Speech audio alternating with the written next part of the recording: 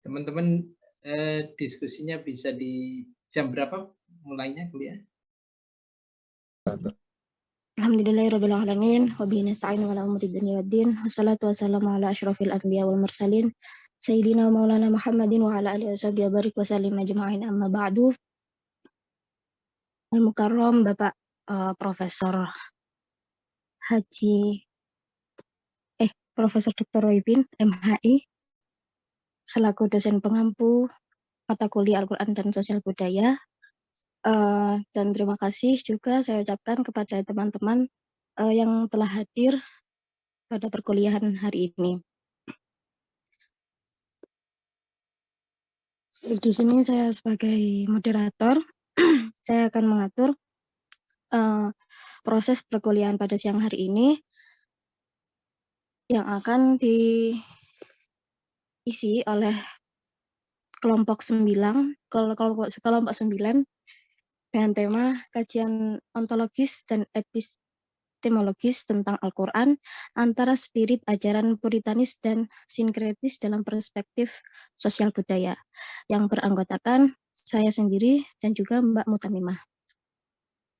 Langsung saja untuk materi pertama yang akan disampaikan oleh saya sendiri. Baik, di sini saya akan menjelaskan tentang puritanisme.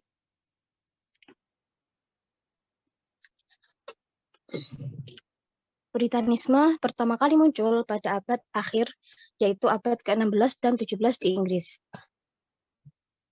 Aliran ini menggambarkan paham yang menginginkan pemurnian ajaran dari ajaran lain. Jadi, aliran ini menolak dari paham lain. Dalam Islam sendiri, wacana puritanisme pada era kontemporer akan selalu berkaitan dengan gerakan yang biasa kita sebut dengan Wahabi di Arab Saudi.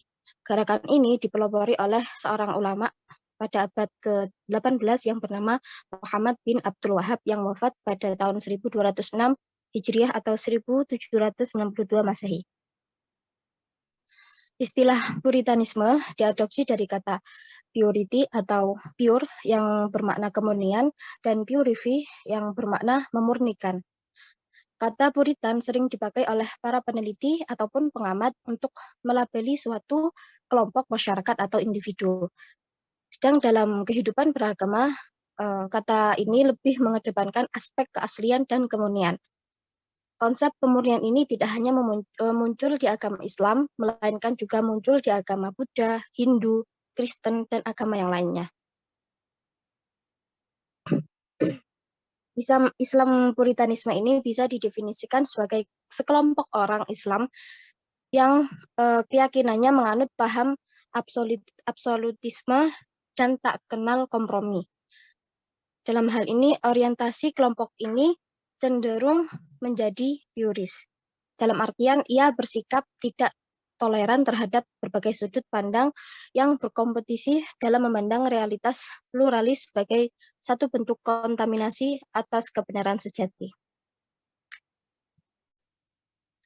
Kepatuhan terhadap makna teks ini sangat ketat, bahkan apabila teks tersebut berakibat buruk kepada kehidupan sosial, teks tersebut tetap dikedepankan. Ada satu ciri yang kemudian bisa menjadi pembeda gerakan ini dengan kelompok Islam moderat, yaitu gerakan Islam Puritan ini menjadi selalu merasa bahwa mereka lebih baik daripada yang lainnya. Mereka selalu membenarkan diri dan menyalahkan yang lain. Sehingga semboyan-semboyan bid'ah dan sikap takfiri yang mengkafirkan orang lain sering mereka gunakan untuk menghancurkan mental para musuhnya. Dalam Islam Puritan ekstrim, ia akan menolak berbagai campur tangan budaya sehingga menimbulkan resistensi dan kekakuan berlebihan. Sehingga akan mengurangi dimensi universalisme Islam karena kesulitan mengikuti perkembangan zaman. Berbeda dengan Puritan yang masih menerima dinamisasi budaya dengan selektif, ia akan lebih luas mengikuti zaman. Upaya purifikasi ini disebut juga dengan tajdid atau pembaharuan dengan dua dimensi, yaitu permunian ajaran Islam sesuai dengan sumber utama dan juga dinamisasi kondisi zaman. Contohnya yaitu seperti aliran Muhammadiyah sebagai gerakan Puritan. Ia tetap mempertahankan nilai Islam yang murni, tetapi juga tidak anti terhadap budaya dan spirit seleksi. Karakteristik pemikiran Puritan pada akhirnya mempengaruhi mereka dalam menyikapi isu-isu yang berkembang saat ini, seperti isu mengenai perempuan, terorisme, jihad, hak asasi manusia, dan demokrasi. Namun sebelum masuk pada permasalahan tersebut, kami akan melihat terlebih dahulu bagaimana konstruksi pemikiran tersebut terbangun dengan menggunakan pendekatan sejarah. Sejarah Islam Puritan lebih tepat dimulai dari kaum Wahabi. Pemikiran kaum Wahabi secara jelas sangat mempengaruhi gerakan Puritan di dunia Islam. Bahkan pengaruh ini bisa terlihat pada gerakan ekstremis seperti Al-Qaeda dan Taliban.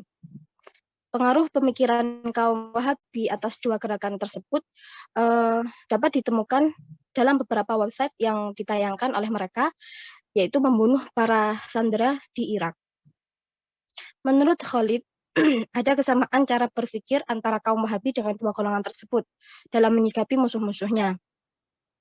Wahabi sendiri merupakan satu aliran yang didirikan oleh Muhammad bin Abdul Wahab, yang gagasan dari beliau itu adalah bahwa umat Islam telah melakukan kesalahan dengan menyimpang dari ajaran yang lurus. Bahkan umat Islam pada waktu itu bisa dikatakan sebagai bangsa jahiliyah. Nah, untuk memperbaiki itu, Ibnu Abdul Wahab kemudian mengajukan solusinya, yaitu kembali kepada agama yang murni. Oleh karena itu, dalam praktiknya, Wahabi ini sangat membenci tasawuf, Syiah, dan kaum rasionalis yang dianggap telah melakukan inovasi terhadap agama Islam.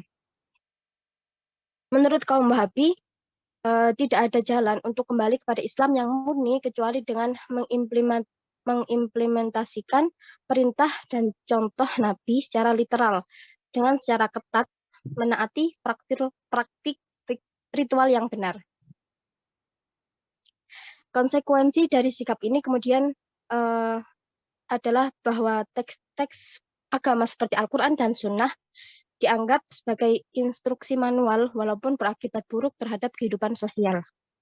Mereka akan menolak segala bentuk inovasi pemikiran yang dilakukan oleh para pemikir Islam, dan seringkali Ibnu Abdul Wahab ini mengatakan bahwa ahli hukum itu adalah para setan atau anak buah setan. Kemudian pada tahap selanjutnya, dalam sejarah, Ibnu Abdul Wahab bergabung dengan keluarga As-Saud. Gabungan kedua kekuatan ini kemudian berusaha untuk mendirikan negara baru dengan melawan dinasti Utsmani. Dan keturunan keluarga As-Saud telah berhasil mendirikan negara Arab Saudi modern pada tahun 1932. Dengan berdirinya negara Arab Saudi modern ini, maka ditemukannya banyak sumber minyak yang berlimpah, sehingga membuat negara tersebut sangat kaya raya dan pada akhirnya berdampak pada penyebarluasan paham Wahabi. Nah, disinilah titik keberuntungan kaum Wahabi yang membuat ajarannya menyebar ke seluruh pelosok dunia. Tanpa ada dukungan dana yang kuat dari negara Arab Saudi, tentu saja paham Wahabi hanya akan tercatat dalam sejarah sebagai aliran marginal dan berumur pendek.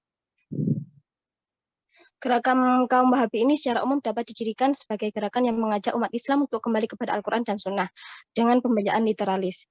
Pendekatan ini dapat kita lihat dalam beberapa karya Ibnu Wahab yang hanya menempatkan Al-Quran dan hadis dalam tema-tema tertentu dan sedikit sekali dijelaskan maksudnya. Ciri selanjutnya yang merupakan karakteristik dari gerakan ini yaitu suka membid'ahkan dan mengkafirkan golongan yang tidak sesuai dengan keyakinannya. Ibnu Abdul Wahab juga memerintahkan kepada para pengikutnya untuk memerangi orang-orang yang telah berbuat bid'ah dan kekafiran tersebut. Hal ini juga kemudian dijadikan sebagai alasan dalam memerangi pemerintahan Turki Utsmani yang ketika itu berkuasa. Kemudian ciri lainnya yaitu mereka sangat keras dalam berinteraksi dengan umat Islam yang tidak sepaham dengan mereka. Ibnu Abdul Wahab menegaskan bahwa umat Islam yang melakukan perbuatan syirik harus ditentang dan dibunuh. Beliau juga gemar mengutip kejadian ketika Khalifah Abu Bakar diriwayatkan telah membakar orang-orang munafik sebagai dasar untuk menyiksa lawan-lawannya. Masih menurut Major, setidaknya ada 4 doktrin Wahabi yang kemudian dikembangkan dan bahkan diradikalkan oleh beberapa tokoh Salafi saat ini. Yang pertama, doktrin kembali kepada Al-Quran dan Sunnah. Walaupun kaum Wahabi menggunakan doktrin ini dan menolak taklid, namun dalam praktiknya mereka tetap taklid khususnya pada ulama madhab Hambali, seperti Ibnu Taimiyah. Kemudian doktrin yang kedua yaitu tentang cara berkomunikasi dengan non-muslim atau non-Wahabi. Seperti yang dijelaskan sebelumnya, bahwa penganut ajaran Wahabi diperbolehkan untuk memerangi kaum non-Wahabi. Kemudian doktrin yang ketiga yaitu anti-Syiah. Baik kaum Wahabi dan Salafi, keduanya sama-sama membenci aliran Syiah. Dan yang terakhir yaitu Hisbah atau Amr bin Ma'ruf wa Nahyu anil Munkar. Baik kaum Wahabi atau Salafi sama-sama menggunakan konsep ini untuk memaksa orang lain untuk mengikuti mereka. Bahkan pada saat ini konsep ini dilembagakan dengan dibentuknya polisi agama yang bertugas untuk menyuruh dan memaksa orang-orang sholat tepat pada waktunya.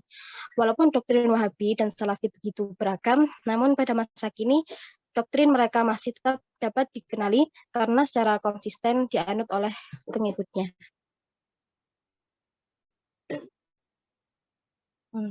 Baik, saya rasa cukup dari saya. Kemudian untuk presentator selanjutnya yaitu kepada Mbak Mutamimah. Kepadanya dipersilahkan.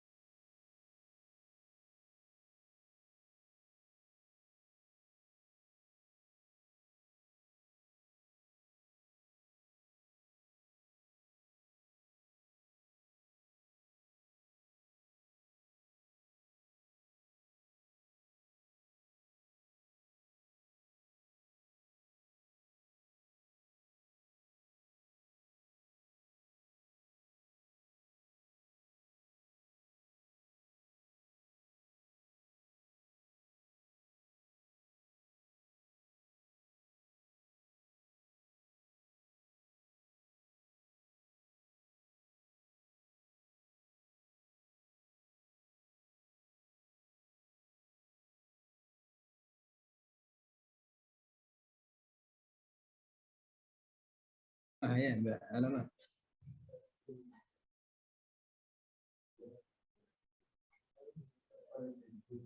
Mbak Alamah Pramudita, coba tanya.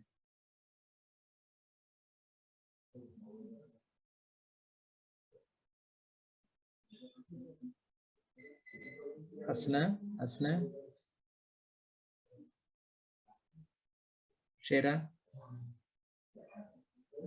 Syera itu berdua ya. Hadir. Syera di Fazahia sama siapa? Hadir, Ustaz. Saya absen ya. Diskusi dulu. Ayo. Hadir, Ustaz. Iya, diskusi dulu. Diskusi dulu. Mana diskusinya Kak Sawan? Tahunan ya.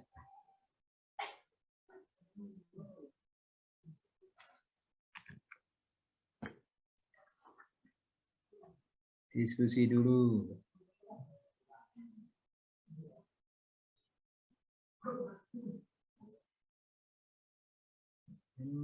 Dia Puput.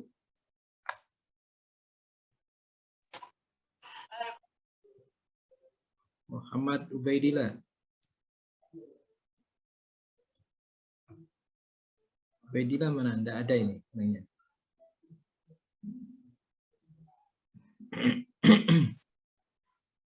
Hadir Ustaz, hadir. Buka kamera. Oke, jelas. Baik, yang ingin saya tanyakan adalah di Indonesia ini kan ada banyak sekali tradisi, yang mana kemudian contohnya langsung aja ya, mohon maaf sebelumnya mungkin teman-teman juga ada yang bisa jadi pertanyaan saya ini juga menyinggung teman-teman ya. Kan ada juga tradisi weton. Nah, kita tahu dalam tradisi weton itu, jika yang A dengan yang B atau hasil perhitungan A dengan perhitungan B merupakan jadinya bisa berakibat demikian dan demikian. Nah, itu kan jika kita kiaskan itu merupakan tatoyur, yang mana itu juga hasil dari produk budaya nenek moyang. Sebagai umat Islam, apakah ketika kita mengikuti tatoyur itu, apakah kita juga berarti mencemari akidah dan bertindak melakukan sinkretisme di dalam pelaksanaan hal tersebut? Terima kasih.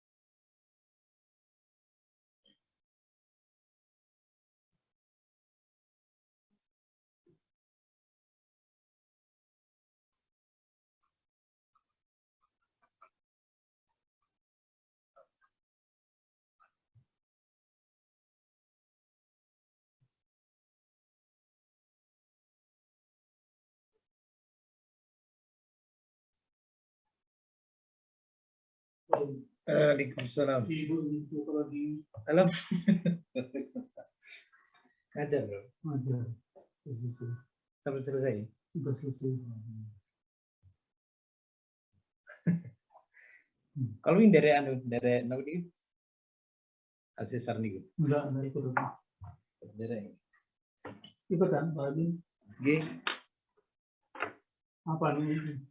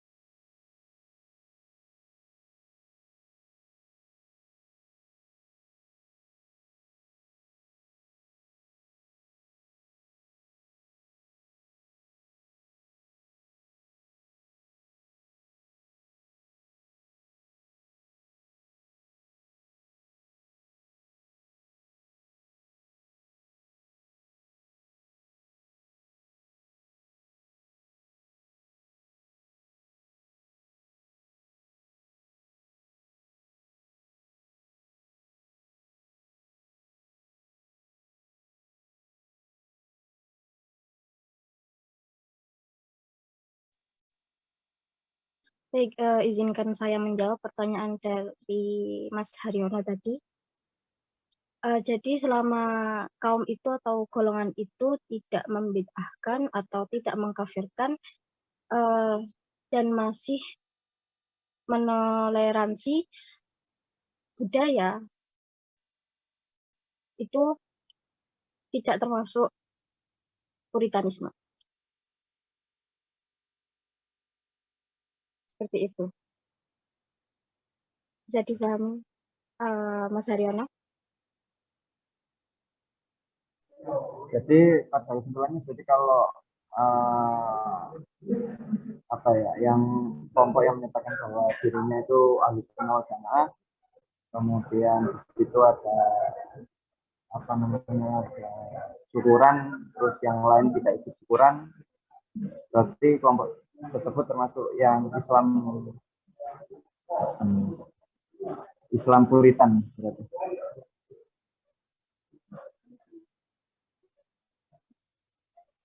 Gitu, kalau misalkan dia tidak mengikuti syukuran, itu tidak menerima budaya syukuran itu dia termasuk puritanisme.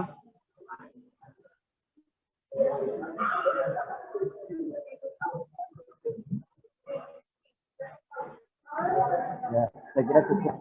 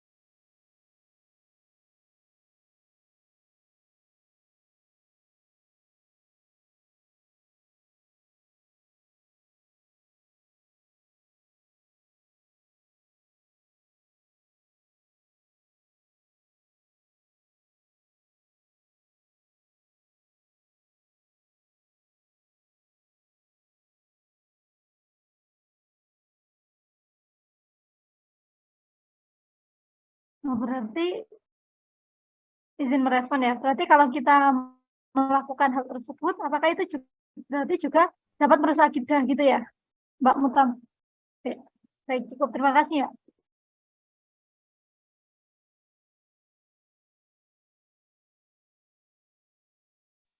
Mbak izin menanggapi boleh?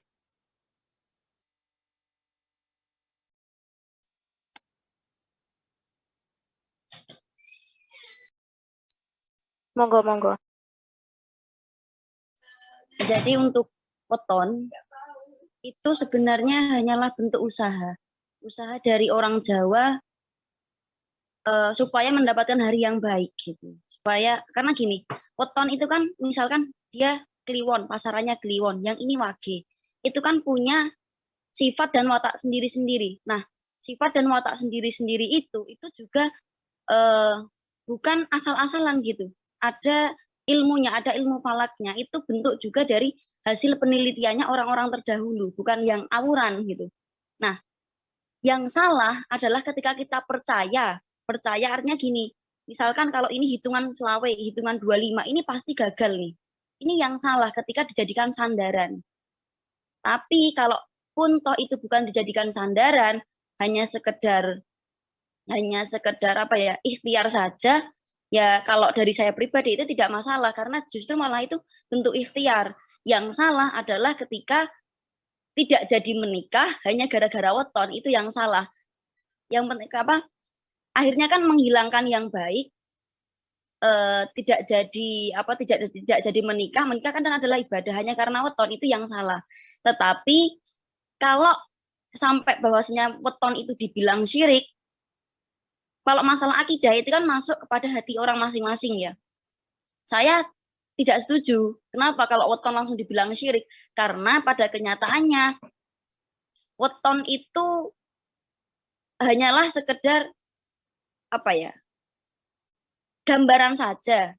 Gambaran dan juga kalau mau dipakai itu hanya sekedar ikhtiar dan juga jangan sampai dijadikan sandaran gitu. Kalau dijadikan sandaran dan juga dijadikan misalkan hitungan 25 nih atau hitungannya misalkan 29.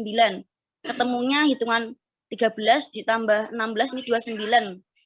Pasarannya nanti ketemunya tinari. Kalau tinari itu nanti pasti cerai di dalam kehidupan rumah tangganya pasti penuh dengan cekcok dan lain sebagainya, tidak harmonis dan sebagainya. Nah, kalau itu dipakai pegangan, itu salah. Tapi kalau hanya sekedar untuk mencari hari yang baik, hitungan, ini ketemunya ini gambarannya seperti ini. Berarti hari baiknya kapan? Kira-kira kalau watak seperti ini, wage dan kliwon, watak ini kira-kira nanti yang hari baik itu yang hari mana? Itu saya kira tidak masalah. Kenapa? Karena itu justru malah bentuk ikhtiar kita sebagai seorang manusia sebagai seorang muslim juga untuk mencari hari yang baik dan menghindari yang buruk, bukan sial atau bukan. Jadi weton itu tidak mendatangkan kebaikan atau keburukan ya, tapi weton itu hanya sekedar kalau menurut saya itu acuan saja. Jadi bukan terus wah kalau hari ini nanti langsung mendatangkan kesialan, mendatangkan keburukan, enggak, tapi itu hanya apa ya, kalau bahasa Jawa itu ancer-ancer itu apa ya, perkiraan saja. Karena kan orang zaman dahulu, Sultan Ageng yang membuat weton ini, itu kan juga tidak langsung karangan saja, tapi juga ada penelitiannya, istilahnya gitu. Hasil dari istilahnya niti-niti, kalau bahasa Jawa niti-niti hasil penelitian dari seseorang gitu. Jadi ya kalau masalah weton, syirik ataupun tidak, menurut saya itu balik lagi kepada pengamalannya bagaimana. Mungkin itu pendapat dari saya. Terima kasih.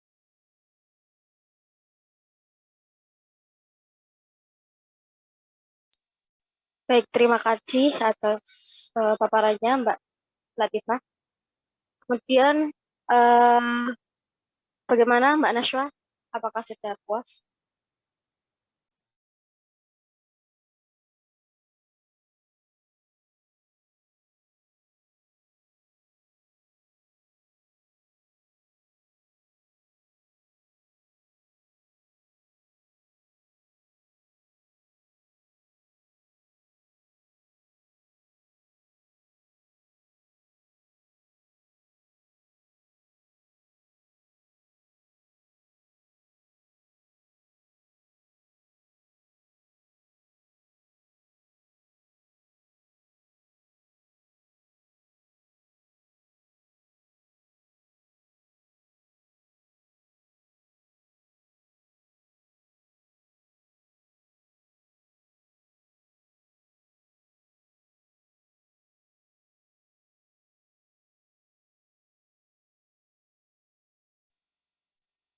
Nah, baik, lanjut ya untuk pertanyaan selanjutnya dari Mas Ali.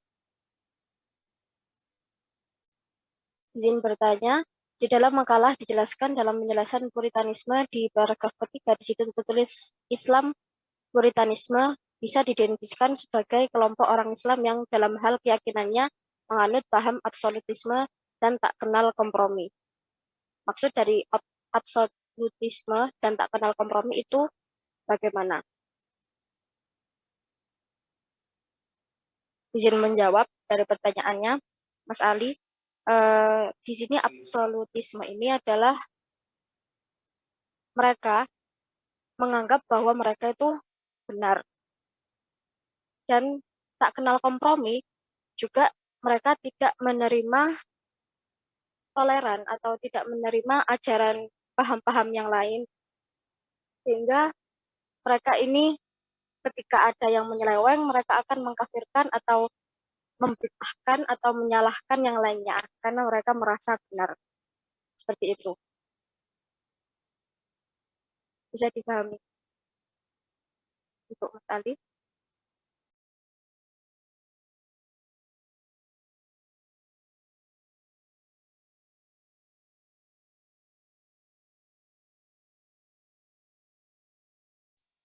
Mohon maaf moderator, apakah masih ada kesempatan untuk bertanya?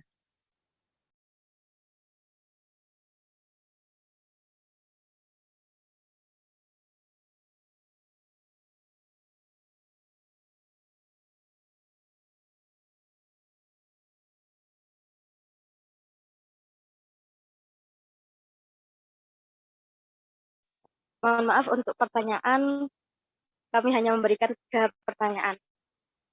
Jadi untuk pertanyaan yang tidak terjawab, mungkin nanti bisa dijawab oleh Ustadz Prof.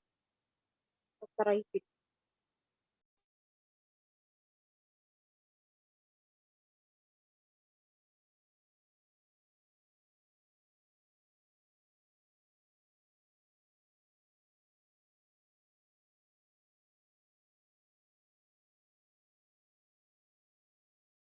Nggih, bisa puritanisme itu bisa dikatakan radikal atau rasis seperti itu.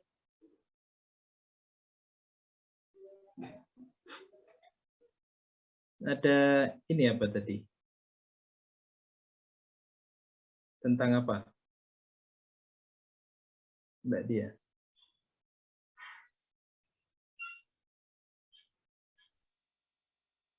Tentang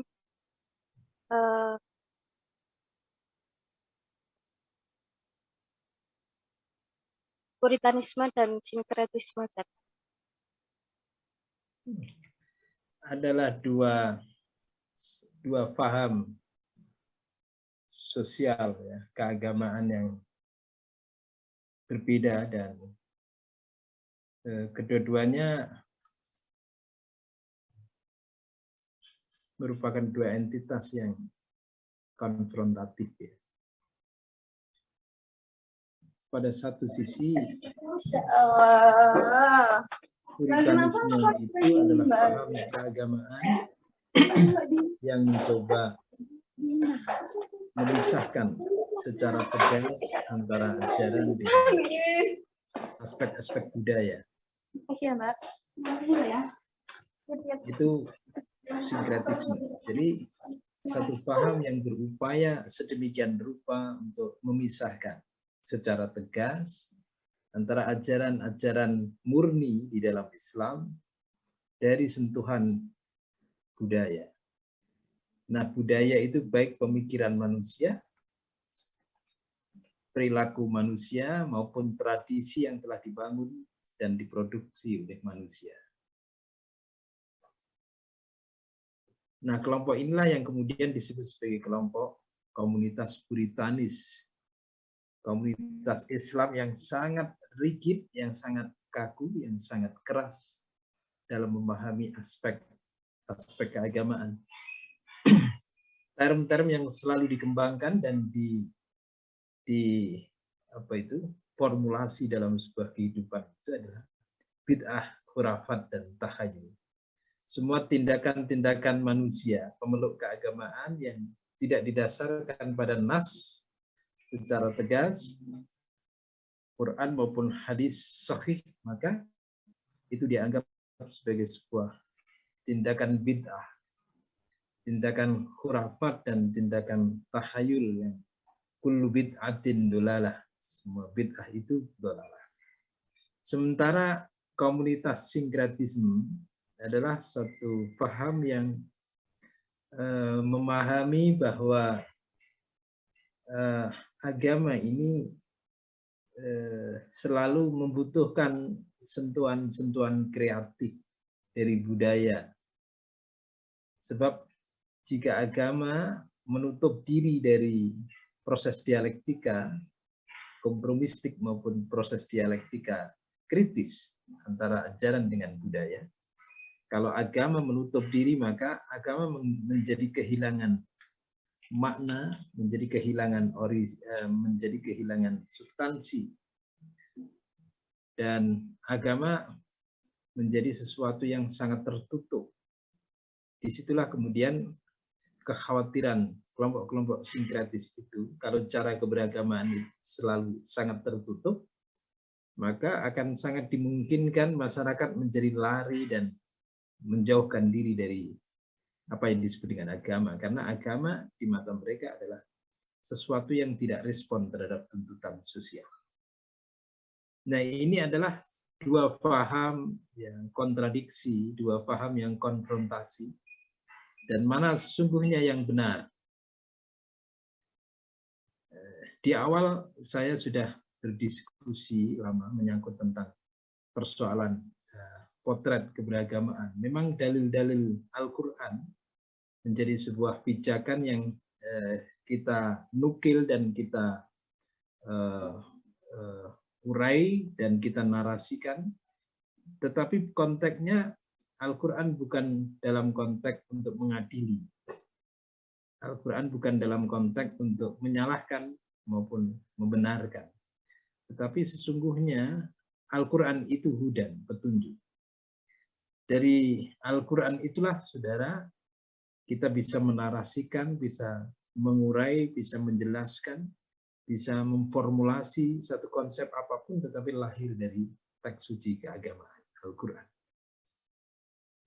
Dan karena betapapun Al-Quran itu isinya adalah aspek-aspek teosentris yang merupakan dimensi yang lebih universal. Tetapi di sisi lain, teks suci keagamaan itu juga memuat dimensi-dimensi antroposentris, kemanusiaan. Maka sesungguhnya Al-Quran itu sendiri adalah perjumpaan kompromistik antara teks keagamaan, antara dimensi teosentris dan dimensi antroposentris. Itu Al-Quran. Sehingga kalau dimensi antroposentris itu dimensi yang dimensi kemanusiaan. Sehingga Al-Quran memang menata bagaimana pola relasi kemanusiaan, bagaimana budaya mempengaruhi tindakan manusia, bagaimana manusia memformulasi dan mereproduksi budaya, bagaimana manusia harus bertingkah laku. Itu artinya bagaimana manusia dengan kekuatan nalar keagamaan Quran itu bisa mereproduksi ulang tentang perilaku sosial. Sehingga Al-Quran itu adalah muntid saqafi, membentuk budaya baru. Nah, ini tidak pernah akan bisa Al-Quran lalu bisa terimplementasikan dalam tataran kehidupan sosial tanpa harus dilakukan sebuah proses elaborasi, narasi, dan implementasi. Siapa yang melakukan elaborasi, siapa yang melakukan narasi, dan siapa yang melakukan implementasi adalah manusia. Karena manusia memang dicipta oleh Tuhan untuk menjadi khalifahnya, wakilnya. Nah, narasi manusia, elaborasi manusia itu adalah sistem kognisi. Dan sistem kognisi itu adalah budaya. Karena itu bagaimana kemudian teks suci Al-Quran lepas dari budaya, tentu tidak bisa. Disitulah yang saya maksud, ada dialektika yang sangat dinamis ya, antara teks dengan konteks. Jika teks dan konteks itu tidak selalu sejalan, teks dan konteks itu tidak selalu harmonis. Kenapa tidak sejalan, tidak harmonis? Karena di situ tidak ada elit agama yang menjembatani, memberikan tafsir secara dinamis. Nah, saudara, sebagai mahasiswa yang berada dalam jurusan ilmu Al-Quran dan tafsir ini, sedianya ke depan saudara hadir menjadi elit agama. Elit agama itu adalah sosok ulama intelektual atau intelektual yang ulama yang memiliki sebuah kecerdasan intelektual maupun kecerdasan spiritual maupun kecerdasan emosional. Karena itu sejak hari ini saudara harus belajar yang luar biasa, mengakumulasi seluruh bacaan-bacaan keilmuan dari berbagai sudut pandang, dan itu akan memperkaya khazanah saudara. Sehingga begitu selesai ada teman yang presentasi, itu sudah tidak disuruh, itu semuanya sudah terakumulasi beberapa catatan-catatan yang tajam untuk berdiskusi. Termasuk juga kemudian narasumber ketika ditanya tidak perlu membaca lagi. Narasumber langsung dapat menguraikan dan memberikan penjelasan secara detail terhadap persoalan-persoalan yang diangkat ke permukaan. maka cara keberagamaan yang puritanistik tadi akan membawa perilaku keberagamaan yang kaku. Perilaku keagamaan yang selalu mengadili orang, yang selalu menyalahkan orang. Dan cara keberagaman inilah yang secara sosiologis disebut sebagai cara keberagaman yang radikalisme, fundamentalisme. Kelompok-kelompok puritanis ini yang sering disebut sebagai kelompok kanan, cara membawa agama secara tegas, kaku. Tapi yang sinkretis ini terlalu membawa agama secara bebas, ya, liberalisme, sehingga agama itu kemudian seakan-akan apa kata elit agama dalam konteks mengkonstruksi dan menarasikan tentang agama itu sendiri. Nah, idealnya secara moderatisme, ya, kelompok-kelompok yang menengah itu adalah bagaimana mendialogkan antara ruh ajaran keagamaan yang tercover di dalam teks suci keagamaan itu berdialektika terhadap konteks sosial masyarakat yang sangat dinamis. Tentu konteks sosial masyarakat yang dihadapi berbeda-beda antara konteks sosial masyarakat di Arab, konteks sosial masyarakat di Maroko, di India, di Australia, di Amerika, di Inggris, berbeda-beda. Disitulah sesungguhnya di mana kekuatan agama yang bisa eksis adalah agama Islam, karena agama Islam itu kurvanya kurva terbuka. Jadi dinarasikan dan dijelaskan pada situasi dan kondisi apapun, Al-Quran itu bisa tetap eksis. Disitulah yang disebut dengan sholihun bi kulli zaman wa makan. Tentu membutuhkan seorang elit agama yang mampu membahasakan kembali teks suci keagamaan itu dalam konteks yang relevan terhadap konteks sosiokultural. Saya rasa itu ya pertemuan hari ini. Mbak Alama Pramudita baca di rumah ya. Calon-calon ini Mas Muhammad, Faidillah, Mbak Dia, Mas Mufilatur Rahma, Mbak Naura, Mbak Sera. Mbak Sera mana Mbak Sera? Ya, Muhammad Husnul, Waid. Jadi harus semangat. Bismillah, baca. Tidak ada waktu selain membaca. Memang momentum mahasiswa itu adalah menggali khazanah keilmuan tanpa batas, ya. Tanpa batas lintas sebanyak-banyaknya untuk mengasah keilmuan kita dan untuk kita persiapkan di era mendatang. Syukran. Adzunnu naktafi min huna wa arjulakum an taqra'u katsirah min al-ulum al-mutanawwi'ah laysat faqat al-ulum yani ad-diniyah walakin hunaka yahtaju al-ulum al-ukhra likamali wa li mada wa linumuwi hajatina al-mukhtalifah. Syukran jazilah. Ihdinas siratal mustaqim. Assalamualaikum warahmatullahi wabarakatuh. Waalaikumsalam. Depan saya masih ini karena ini momentum ini nanti bisa Zoom lagi ya minggu depan ya. Tapi saya harus ini persiapannya. Assalamualaikum warahmatullahi wabarakatuh.